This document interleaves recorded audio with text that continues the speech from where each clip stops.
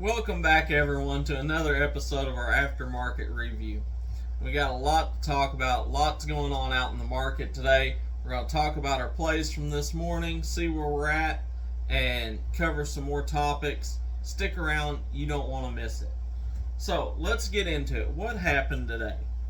So, the pre-market started out super red, down about 1.5% this morning. I said I thought that the market was going to improve as the day went on, and it did. The S&P 500 ended up only closing down 0.24%.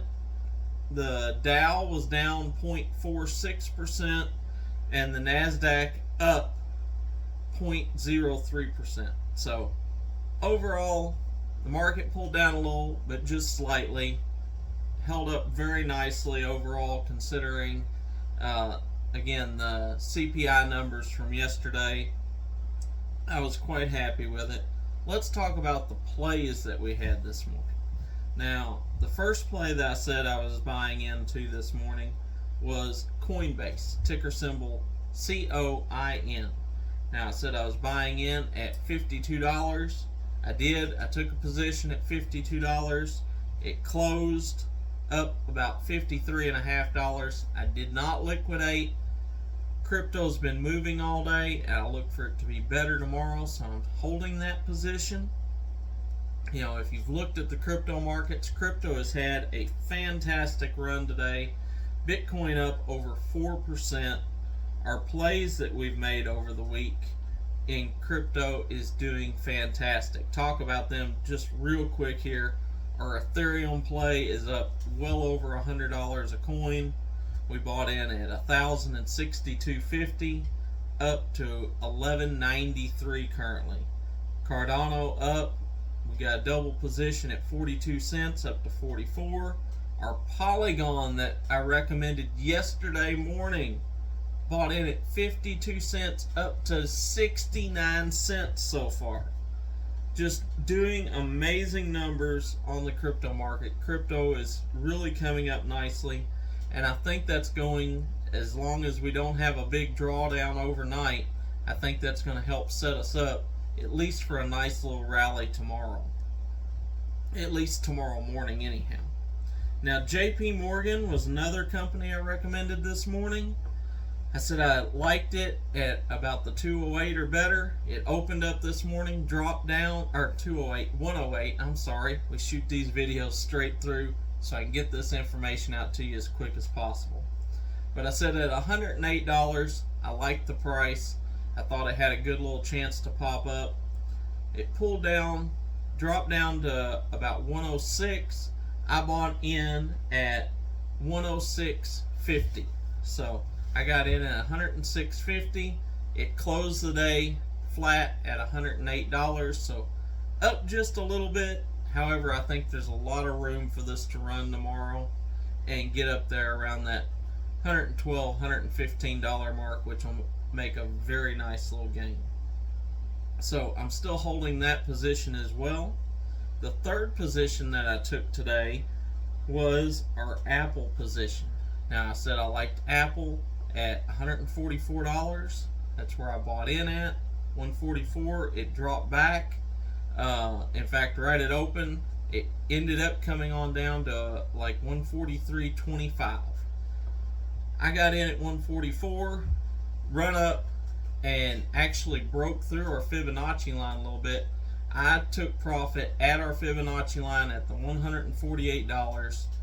It ended up running up and has even run up higher in the aftermarket. In fact, it's currently sitting at $148.50. So it's done very nicely. We made a good little 2.8% on that trade. So not at all disappointed in it. We got one trade we cashed out of, 2.8% up. And we got a couple other positions that I'm looking to do very well tomorrow, and they're already up today. So I've got a stop loss in there. At the very least, we won't lose any money on it. Now, the one kind of down factor at the moment, I did buy some ChargePoint on Tuesday. Now, I bought ChargePoint at $11.81, and it's currently down to 1142. So ChargePoint has dropped on me. A little disappointed in that, but not an overwhelming amount. I will watch it. It may end up averaging down if tomorrow's a bad day for it. However, I would expect that I'll gain back pretty quickly on ChargePoint. I like the company. I think it's a good company, and I've got room to average down if it does turn bad. And that is how we don't lose out on plays just because they drop a little bit. When it gets to our next buying level, we average down and set ourselves up for success. So that's what I got for you as far as what happened today. Now I want to talk a little bit. I watched Ben over at BitBoy Crypto do a video, and there was a section in there where he was talking about the Fed. And I'll have to say I absolutely agree with him. If you missed that live video he did, I recommend you go look it up. It was a good video. But we was talking about crypto, and they got into the Fed and how they were expecting, more and more people are expecting that they could do a 100-point rate hike. Now, I'm not saying it's not possible. They're the Fed, they can do whatever they want.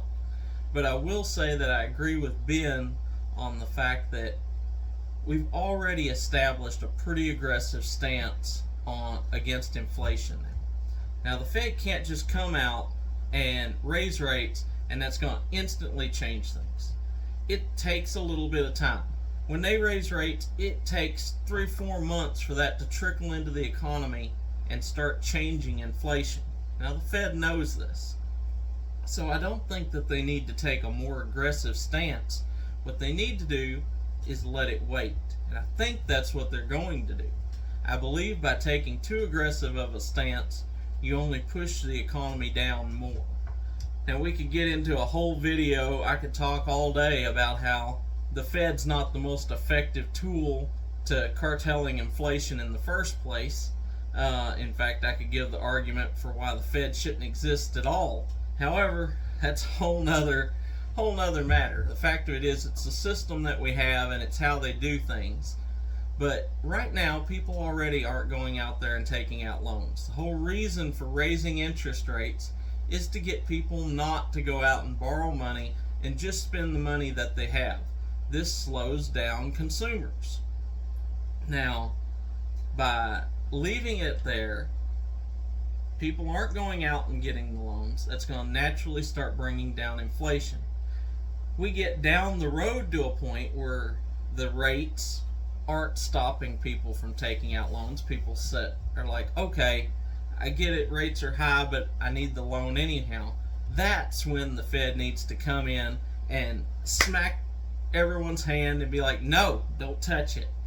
And that's where I think that a rate hike could really maybe separate things. But at this point in time, it's just not necessary. Like I said, will they raise it? Will they not? That's completely up to them. However, the odds are, understanding monetary policy, they have no need to. So I'm moving forward assuming that they're going to keep that 75-point rate hike, and that I do believe that inflation has peaked and that we will start seeing inflationary numbers coming down, and maybe a month, 2 months down the road, we will see the Fed actually loosen up and maybe come back down to a 50-point rate hike, which will be good for the market, and I think everybody will be glad to see that come, because we'll get to see this little bit of a bull rally that I've been calling to come for the rest of the year. I think that's what we're going to end up moving into. It's how I'm positioning myself, and it's how I'm trading. But remember, in the meantime, no matter what happens, whether the market's up or down, we're going to be on this channel. I'm going to be helping you make money. So until the next video, be blessed, and remember, never trade with your emotions. Always trade by the numbers.